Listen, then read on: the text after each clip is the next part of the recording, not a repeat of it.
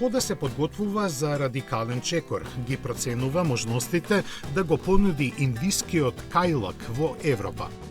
Помал од Камик, овој кросовер, представен на локализирана верзија на истата платформа, би бил сериозна конкуренција на најефтините модели на пазарот, како што се Dacia Sandero, Fiat Grande Panda или пак Citroen C3.